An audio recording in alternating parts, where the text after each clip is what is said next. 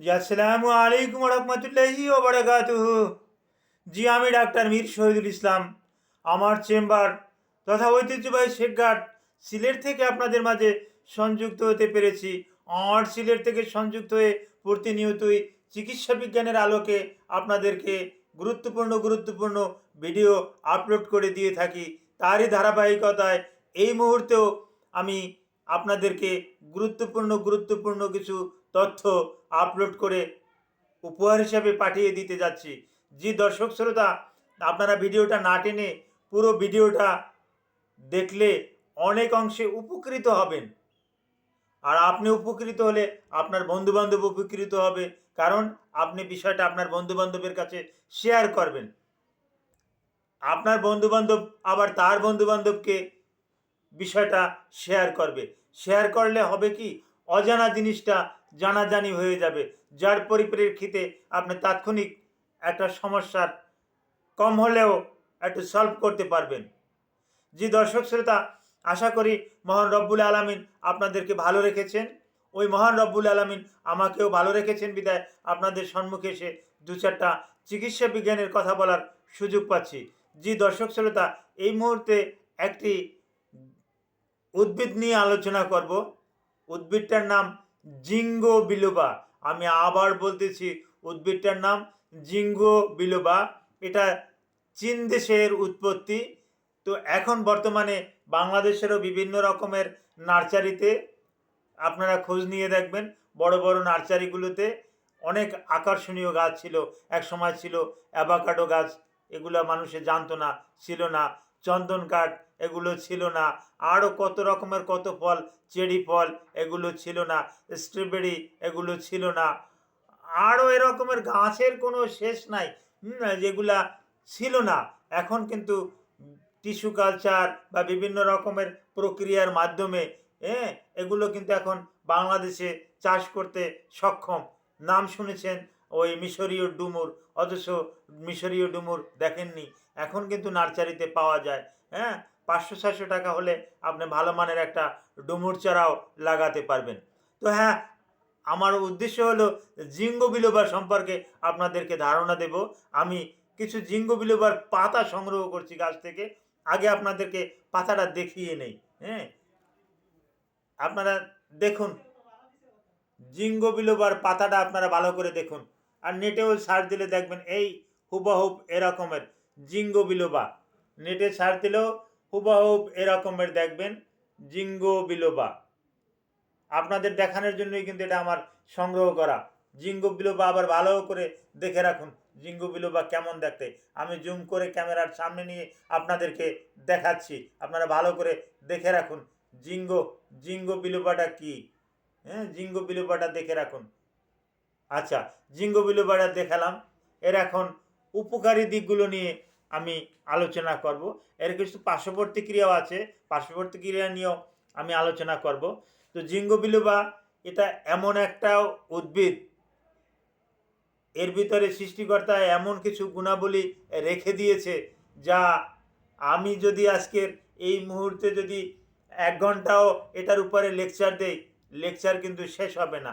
তো অতি সংক্ষেপে গুরুত্বপূর্ণ আলোচনাগুলো আমি বলে দিচ্ছি।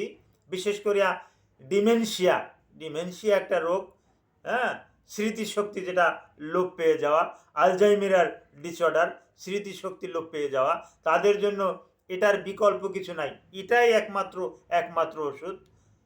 এটাই ক্যাপসুল ট্যাবলেট তৈরি করেও কিন্তু এখন সারা পৃথিবীতে চলছে।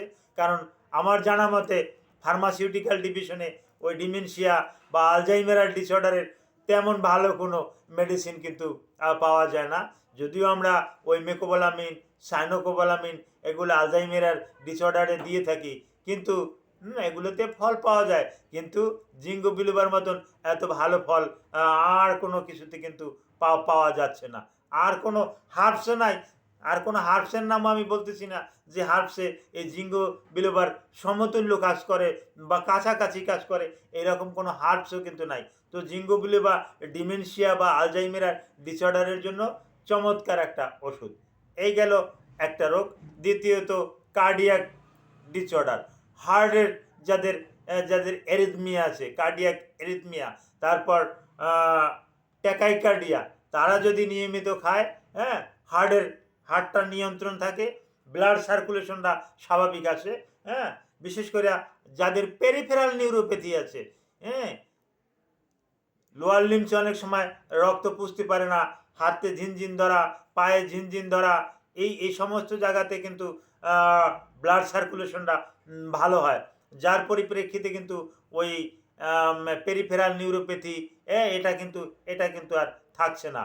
তারপর আসে চোখের ক্ষেত্রে বলবো, যাদের চোখে ছানি পড়ে যায় অল্প বয়সে, হ্যাঁ, এটা কিন্তু দেখা যাচ্ছে তার তো চোখেও রক্তের সার্কুলেশনটা, ব্লাড সার্কুলেশনটা কম থাকে, যার পরিপ্রেক্ষিতে ডক্টররা বলতেছেন, আই স্পেশালিস্টরা বলতেছেন, অপথ্যালমোলজিস্টরা বলতেছেন যে চোখে ছানি পড়ার অন্যতম একটা কারণ ব্লাড সার্কুলেশনটা কম হওয়া। হ্যাঁ, চোখে ব্লাড সার্কুলেশন কম হলেও কিন্তু চোখে ছানি পড়ে যায়। তো যারা নিয়মিত এই জিঙ্গো বিলোবা সেবন করবেন, তারা ওই অল্প বয়সে চোখের ছানি এ রোগে কিন্তু আর ভুগবেন না। এই গেল আর একটা। তারপর আসে বিশেষ করে যাদের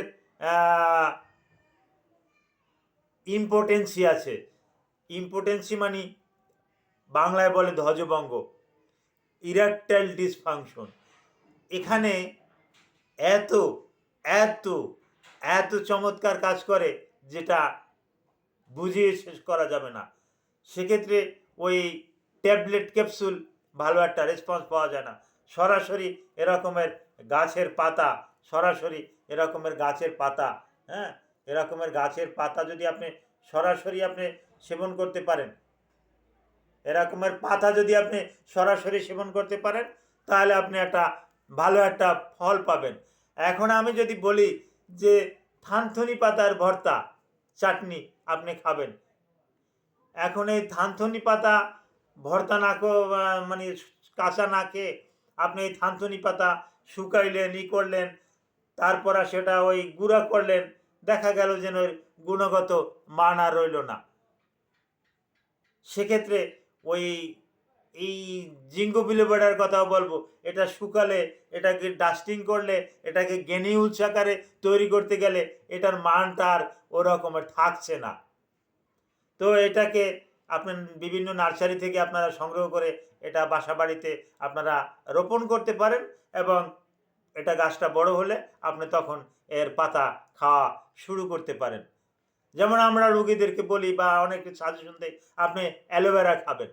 এখন অ্যালোভেরা যদি শুকিয়ে এটাকে শুটকি করে, এটাকে ড্রাই করে এই অ্যালোভেরা যদি করেন, তখন কিন্তু এই অ্যালোভেরার মান আর থাকছে না, যার পরিপ্রেক্ষিতে ভালো রেজাল্টও কিন্তু আপনি পাবেন না।